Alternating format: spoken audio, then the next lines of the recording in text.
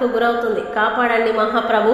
కాకినాడ జిల్లా తూని నియోజకవర్గం తొండంగి మండలం కోదాడ గ్రామ పంచాయతీలో 2 గ్రామాలకి సంబంధించిన శ్మశాన వాటిక గత 5 సంవత్సరాలుగా ప్రభుత్వం కేటాయించిన భూమిలో సమాధులు చేసుకునే వాళ్ళమని గ్రామస్తులు అంటున్నారు. కానీ ఇప్పుడు ఈ భూమి నాదని ఒక ఆసామీ శ్మశాన వాటికని మొత్తం దమ్ము పట్టి వ్యవసాయం చేయడానికి సిద్ధమైన సమయంలో గ్రామస్తులంతా అడ్డగించగా దమ్ము పట్టే ట్రాక్టర్ వదిలి వెళ్ళిపోయారు.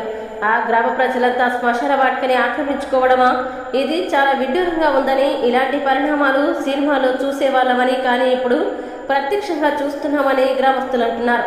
స్థానిక సర్పంచ్ మాట్లాడుతూ, గవర్నమెంట్ ఏదైనా సరే ఇది 2 గ్రామాలకు చెందిన శ్మశాన వాటిక భూమి అక్రమార్జన జరగకుండా న్యాయం చేయమని అధికారులను నాయకుల్ని కోరుతున్నాం. ఈరోజు తెల్లవారుజామున కోదాడకు సంబంధించి దళితులు అయినటువంటి మాకు రుద్రభూమి సుశనాలు ఉంటుండగా తెల్లవారుజామున కాలువని బుజ్జి అని అక్కడ వచ్చి సమాధులతో ఉంటుండగా దాన్ని సుశనాలని దళితుల సమాధుల్ని దమ్మట్టి తాటలతో దమ్మట్టి చాలా చిన్న భిన్నం చేశారు.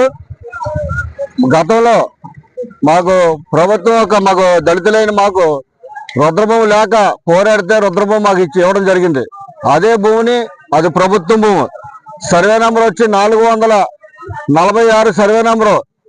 1 ఇరిగేషన్ కాలువ, 2 ఆర్ఎంబి రోడ్డును ఆనుకుని నున్న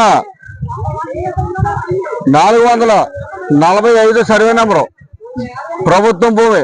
దానికి సంబంధించిన దాంట్లో గత 5 ఏళ్లుగా మేము మా శవాలను మా బంధువులు చనిపోయిన అందరినీ కూడా ఇందులో సమాధి చేసుకుంటూ ఉంటున్నాం. కానీ ఈ రోజున కాలువ బుజ్జి అన్న అతను వచ్చి తెల్లారుజామున ఎవరికి తెలియకుండా మా సమాధులన్నీ కూడా దమ్మట్టడం జరిగింది. రాత్రి 2 గంటల నుంచి ప్రభుత్వం వారు, అయ్యా మంత్రి గారు రామకృష్ణ గారు, మీ దృష్టిలో ఇటువంటి పనులు ఎప్పుడు కూడా జరగవు, మీరు ప్రజలకు చాలా మంచి చేసేవారని కూడా మేమందరూ మా ప్రజలందరూ కూడా విశ్వసిస్తూ ఉన్నారు.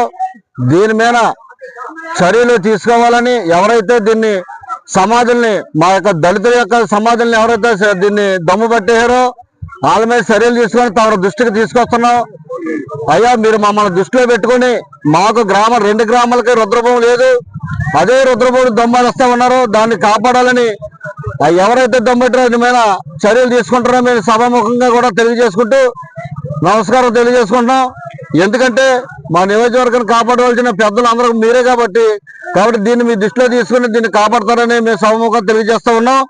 ఈ భూమి ఒక రికార్డులు పూర్వపరం చూస్తే ప్రభుత్వం భూమి కాబట్టి దీని మీద చర్యలు తీసుకోవాలని తమకు విన్నవించుకుంటే సెలవు తీసుకుంటూ ఉన్నాం.